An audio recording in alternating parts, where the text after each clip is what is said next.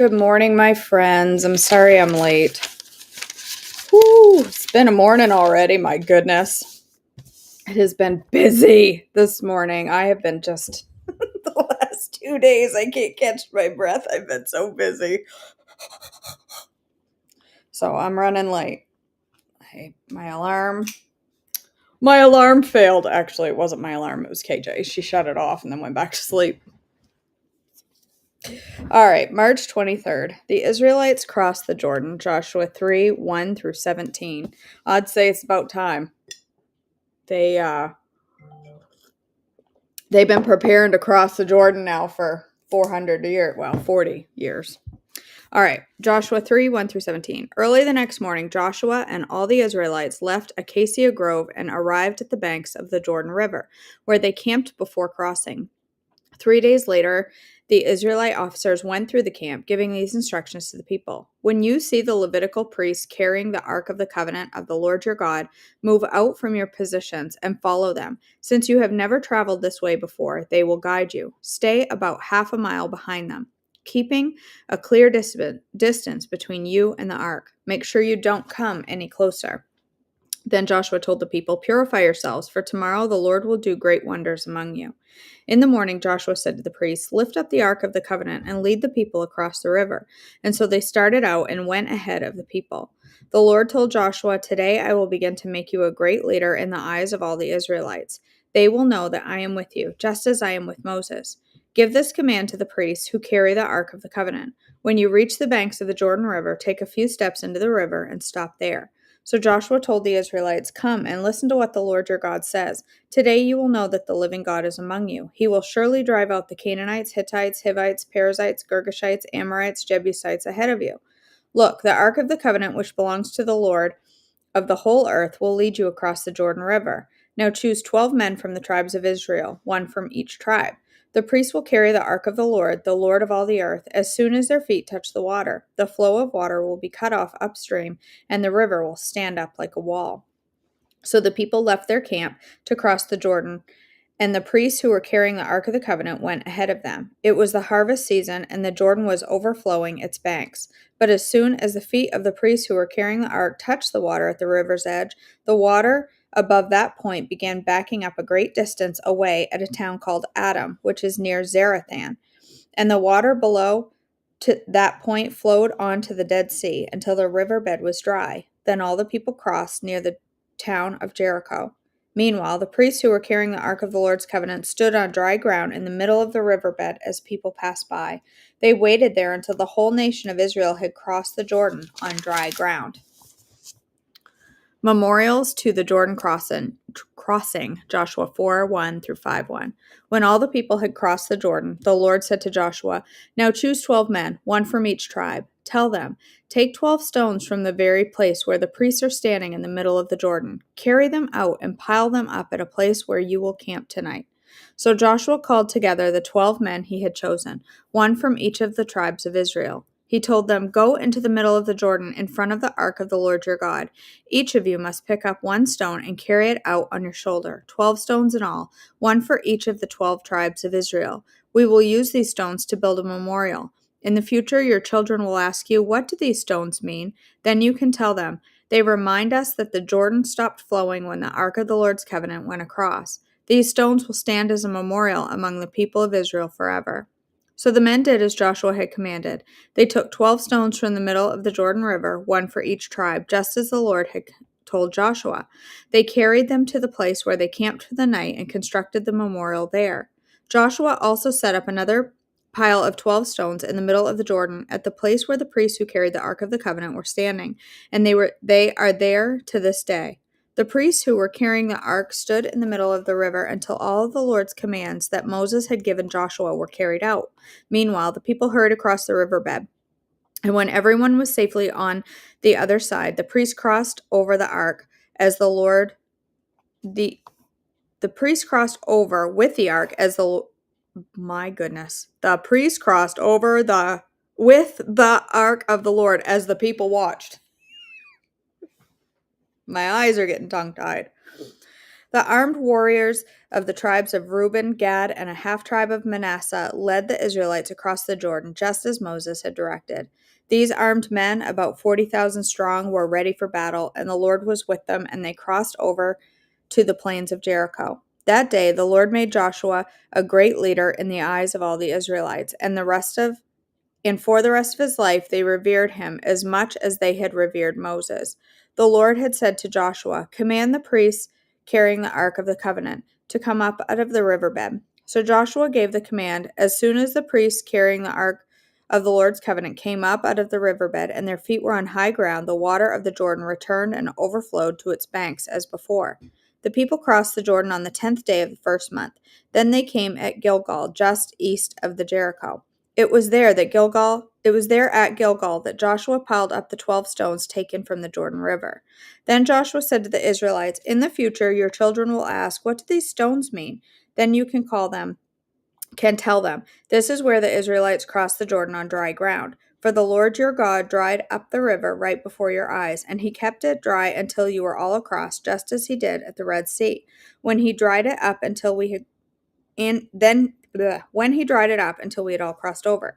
He did this so all the nations of the earth might know that the Lord's hand is powerful, and so you might fear the Lord your God forever." When the Amorite kings west of the Jordan and all the Canaanite kings who lived along the Mediterranean coast heard how the Lord had dried up the Jordan River so the people of Israel could cross, they lost heart and were paralyzed with fear because of them. Israel reestablishes covenant ceremonies, Joshua 5:2-12. At that time the Lord told Joshua, "Make flint knives and circumcise this second generation of Israelites." So Joshua made flint knives and circumcised the entire male population of Israel at Gibeah Haaraloth. Joshua had to circumcise them because all the men who were old enough to fight in battle when they left Egypt had died in the wilderness.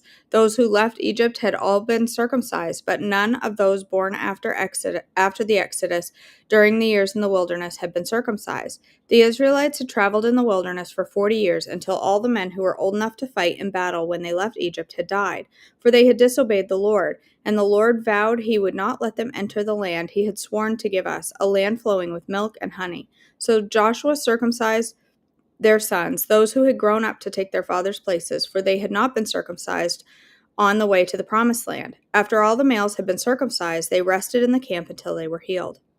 Then the Lord said to Joshua, "Today I have rolled away the shame of your slavery in Egypt." So that place has been called Gilgal to this day. When the Israelites were camped at Gilgal on the plains of Jericho, they celebrated Passover on the evening of the 14th day of the first month. The very next day they began to eat unleavened bread and roasted grain harvested from the land. No manna appeared on the day they first ate from the crops of the land, and it was never seen again. So from that time on, the Israelites ate from the crops of Canaan. The Lord's commander confronts Joshua. Joshua 5:13-15. When Joshua was near the town of Jericho, he looked up and saw a man standing in front of him with a sword in hand. Joshua went up to him and demanded, "Are you friend or foe?" "Neither one," he replied. "I am the commander of the Lord's army." At this, Joshua fell with his face to the ground in reverence. "I am at your command," Joshua said. "What do you want your servant to do?" The commander of the Lord's army replied, "Take off your sandals, for the place where you are standing is holy." And Joshua did what he was told. Can you imagine? The fall of Jericho, Joshua 6:1-27. Now the gates of Jericho were tightly shut because the people were afraid of the Israelites. No one was allowed to go out or in. But the Lord said to Joshua, "I have given you Jericho, its king, and all of its strong warriors. You and your fighting men should march around the town once a day for 6 days. 7 priests will walk ahead of the ark, each carrying a ram's horn. On the 7th day you are to march around the town 7 times, with the priests blowing the horns. When you hear the priests give one long blast on the ram's horns, have the people shout as loud as they can. Then the walls of the town will collapse, and the people can charge straight into the town." So Joshua called together the priests and said, "Take up the ark of the Lord's covenant and assign 7 priests to walk in front of it, each carrying a ram's horn." Then he gave orders to the people, "March around town, and the armed men will lead the way in front of the ark of the Lord." After Joshua spoke to the people, the 7 priests with the ram's horns started marching in the presence of the Lord, blowing the horns as they marched, and the ark of the Lord's covenant followed behind them. Some of the armed men marched in front of the priests with the horns, and some behind the ark, with the priests continually blowing the horns. Do not shout, do not even talk, Joshua commanded. Not a single word from any of you until I tell you to shout. Then shout. So the ark of the Lord was carried around the town once that day, and then everyone returned to spend the night in the camp. Joshua got up early the next morning, and the priests again carried the ark of the Lord. The 7 priests with the ram's horns marched in front of the ark of the Lord, blowing their horns. Again, the armed men marched in both front of the priests with the horns and behind the ark of the Lord. All this time, the priests were blowing their horns. On the second day, they again marched around the town once and returned to the camp. They followed this pattern for 6 days. On the 7th day, the Israelites got up at dawn and marched around the town as they had done before. But this time they went around the town 7 times. The 7th time around, as the priests sounded the long blast on their horns, Joshua commanded the people, "Shout, for the Lord has given you the town. Jericho and everything in it must be completely destroyed as an offering to the Lord. Only Rahab the prostitute and the others in her house will be spared, for she protected our spies. Do not take any of the things set apart for destruction, or you yourselves will be completely destroyed, and you will bring trouble on the camp of Israel. Everything made from silver, gold, bronze, or iron is sacred to the Lord and must be brought into his treasury."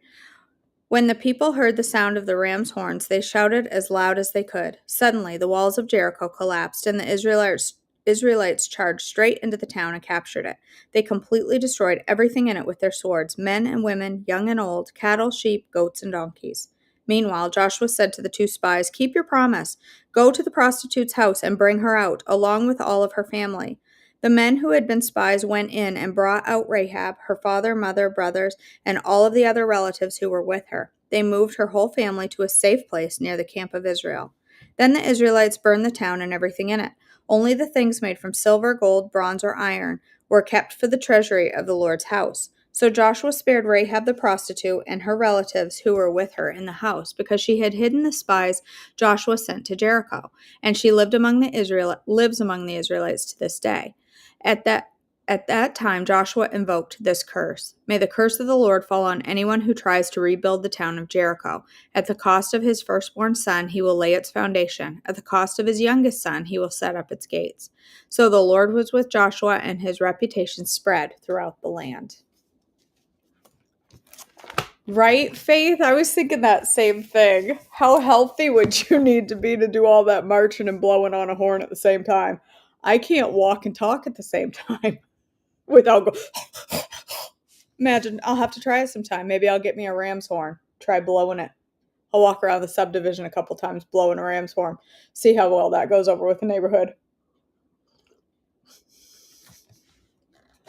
No, Nikki, I can't. Can you imagine all those poor men being circumcised? I'm sorry. I'm just picturing all these poor men, adults, lined up with it's not exactly a scalpel knife, like a medical knife. It's like a knife they sharpened on a stinking rock. You just line them all up. I can't imagine these poor men. They were like, "You're gonna what? I'm sorry, you want to cut off what?" And they all did it. And no frozen peas for relief, right, Kira? No ice packs. Seriously. It's horrible. Oh my goodness. All right.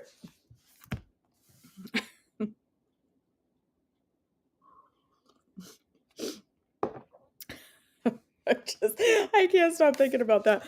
We're all going to get to heaven and the Lord is going to say, "That's not what I meant by circumcised. I meant haircut."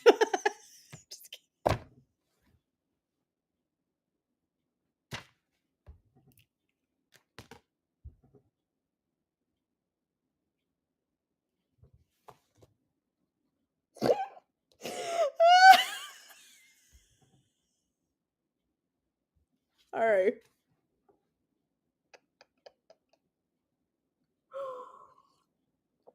Maybe, Jackie. Maybe God took away the pain, so there was no healing there. All right, March 23rd. Keep a straight face, KJ. This is serious. All right, day 82 of Unshakable. Healing light. I have come into the world as a light so that no one who believes in me should stay in darkness. John 12:46. Like me, you probably spent years covering up your emotional wounds.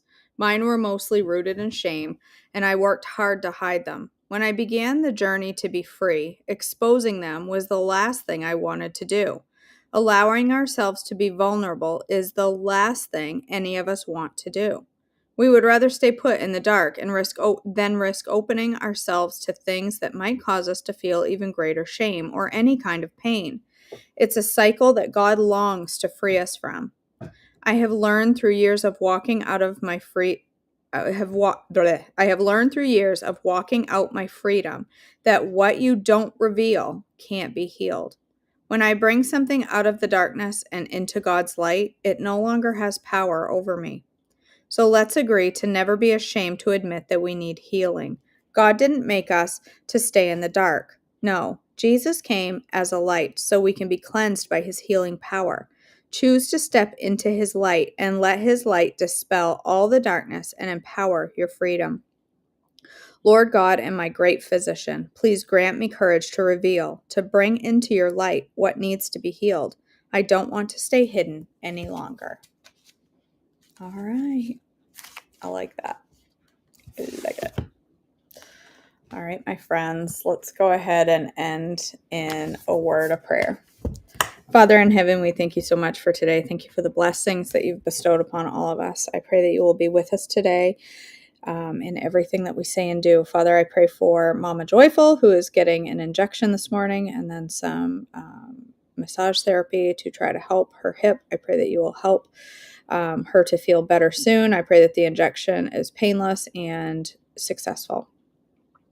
Thank you, Father, for all that you've blessed us with, all that you've given us. Thank you for the word, and thank you for devotions like these that we can read through and be inspired and encouraged. I pray that you will give us all a great day today. Keep our eyes and hearts focused on you and everything we say and do. In your precious name, amen. All right, my friends. Let's see if I missed any comments here.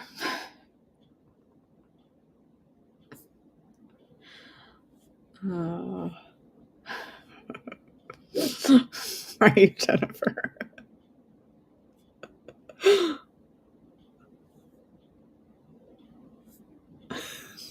Just picture me in the basement with a ram's horn on the treadmill.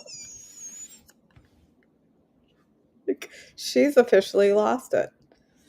Who is that woman blowing a ram's horn in the subdivision, and why won't she stop?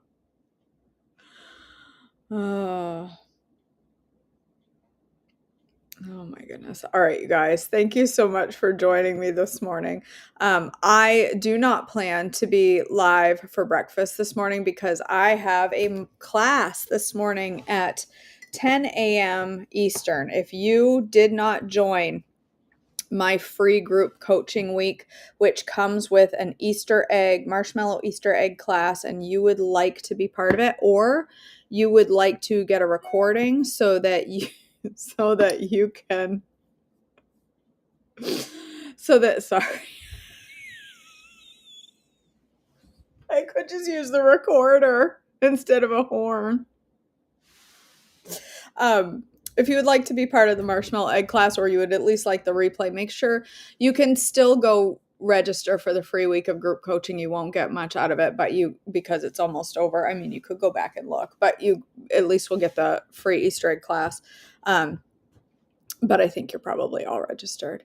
Squaffy can be a meal, Mallory, if you add if you add protein at least. If I want it to be a meal, I add a tablespoon of coconut oil and a scoop of whey, and that makes it a meal with protein and fats. You could leave the fats out and it would be a fuel pulp. All right, you guys, I love you all. I'll see you for the marshmallow Easter egg class if you're registered. Yeah, come join us. Even if you can't make along with us, it'll be fun to watch. So I hope you all have a great day, and I will see you soon. Bye.